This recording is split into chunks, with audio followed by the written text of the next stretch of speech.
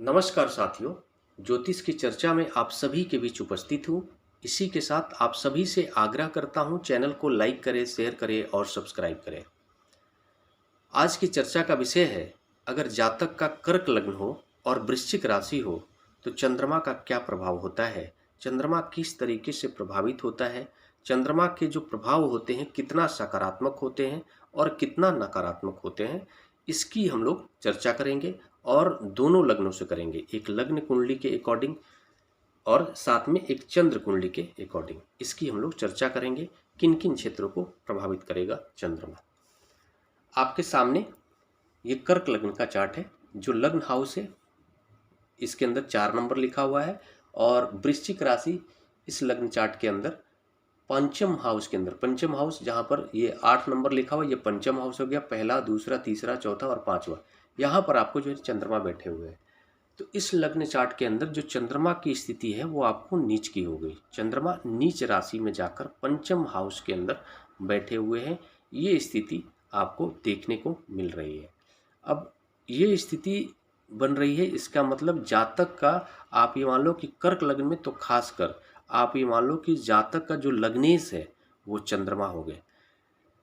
कर्क लग्न में जातक का लग्नेश चंद्रमा हो गए और मन के जो कारक हैं वो भी चंद्रमा है, माता के भी कारक चंद्रमा है, नेटिव लैंड के जो है कि कारक चंद्रमा है।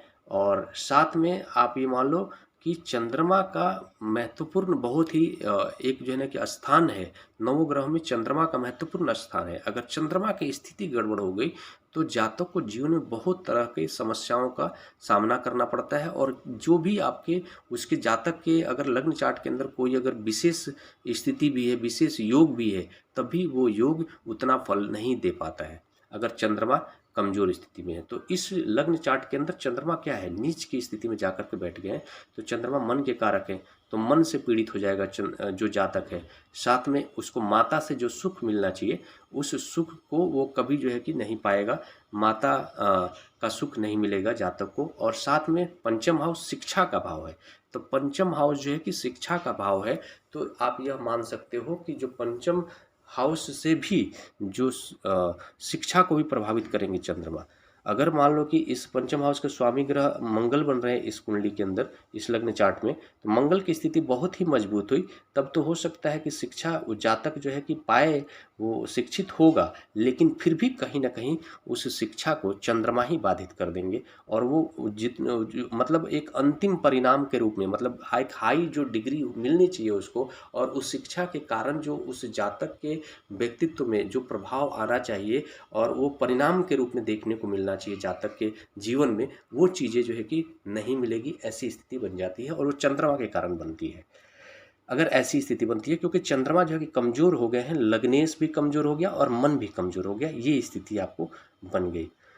आप ये मान सकते हो कि जो जातक का जो व्यक्तित्व है उसके व्यक्तित्व में आप ये मान लो कि एक दोष लग गया, और उस दोष के कारण क्या होगा कि लोग जो है उसको कभी भी जो है कि एक मतलब सम्मान नहीं देना चाहेंगे। उसके भले जो है सामने जो है कि उसको सम्मान दे भी दे, लेकिन पीछे उसकी बुराई करेंगे। और शायद उसके कहीं ना कहीं उसके जो है कि जो खुद के कर्म भी ऐसे शामिल होंगे, क्योंकि चंद्रमा जो है कि लग्नेश मन भी जो है नीच का हो गया और व्यक्तित्व भी नीच का हो गया। तो ऐसा स्थिति में यह भी देखने को मिलता है कि जातक को कहीं ना कहीं मन जो है वो गलत कार्यों में इन्वॉल्व करा देता है, खींच करके लेकर चला जाता है, जिससे वो जातक अपने जीवन में जो भी जो है कि एक मान लो प्रतिष्ठा जो भी मिलता है समाज के अंदर, वो उस प्रतिष्ठा को भी वो खो देता है। उसके व्यक्तित्व में इस तरह के प्रभाव हो जाते हैं कि लोग उसके उसको कभी भी प्रतिष्ठित व्यक्ति के रूप में नहीं मानते हैं। ऐसी स्थिति बन जाती है।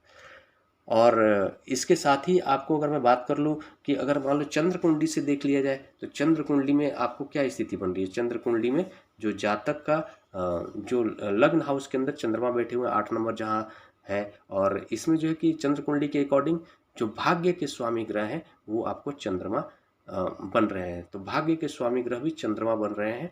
तो ऐसी स्थिति में जो जातक का जो भाग्य है वो भी कमजोर होकर के और लग्न के अंदर बैठ गया।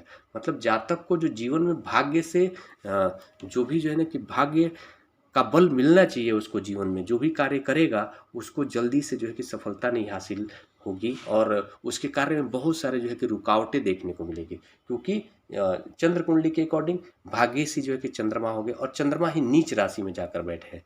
तो ये स्थिति जो है कि थोड़ी सी नकारात्मक होती है और ऐसी स्थिति जब भी बनेगी, कर्क लग्न हो, वृश्चिक राशि हो, तो जातक को जीवन में जो कि बहुत सारे संघर्ष करवाता है और मानसिक रूप से भी जातक बहुत सारे संघर्ष झेलता है, ऐसी स्थिति बन जाती है। हाँ, इसके अलावा जो है कि जैसे एक तो ये पर्टिकुलर चंद्रमा की बात की जा रही है, लेकिन खासकर इस लग्न में मैं ये मान सकता हूँ कि ये बहुत ही बुरा संयोग आप मान सकते हो, क्योंकि लग्नेश भी कमजोर हो गया, नीच का हो गया और साथ में जो है कि मन भी जो है नीच का हो गया।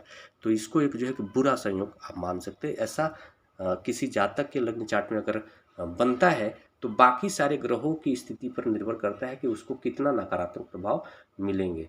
जैसे कि अगर मान लो जुपिटर खुद इस घर के अंदर बैठ जाए, जैसे पंचम हाउस के अंदर जुपिटर बैठ जाए, तो जो उसके मन, जो चंद्रमा के जो कमजोर स्थिति है उसमें थोड़ी सी कमी आ जाएगी। चंद्रमा के प्रभाव से जो नकारात्मक प्रभाव जातक को मिल रहा है उस प्रभाव में कमी आ जाएगी। और ओवरऑल जुपिटर की दृष्टि पड़ जाए, जुपिटर बैठ जाए साथ में, तो जरूर थोड़ी सी स्थिति बदल सकती है। लेकिन ऐसे चंद्रमा अकेला बैठ करके उसके जो प्रभाव होंगे बहुत ही बुरे होंगे। लेकिन फिर भी जो है कि ये जो फल बताया जाता है वो आपको जो है सामान्य फल होता है। नवमांश में चंद्रमा की फिर स्थिति देखनी चाहिए। अगर किसी जातक की लग्न चार्ट के अंदर एक ऐसी स्थिति बन रही है तो उसको नवमांश में भी देखना चाहिए, दशमांश में भी देखना चाहिए। और साथ में जो है कि आपको नवमांश दशमांश के साथ साथ आपको जो है कि होरा कुंडली में भी चंद्रमा की स्थिति को देखना चाहिए।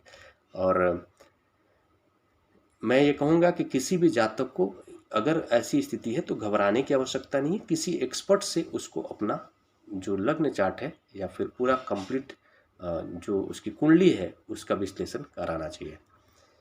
सॉल्यूशन हर चीज़ का है। चंद्रमा के अगर से संबंधित अगर इस तरह का किसी की भी स्थिति बन रही है तो मैं यही कहूँगा कि उसको महामृत्युंजय मंत्र ज़्यादा से ज़्यादा सुनना चाहिए और महामृत्युंजय मंत्र का जाप करना चाहिए। अगर वो करता है तो उसको जीवन में जरूर बदलाव देखने को मिलेगा। मंत्र में बहुत शक्ति दिया है, आप ऐसा शास्त्रों में भी कहा गया है और लोगों ने इसको महसूस भी किया है।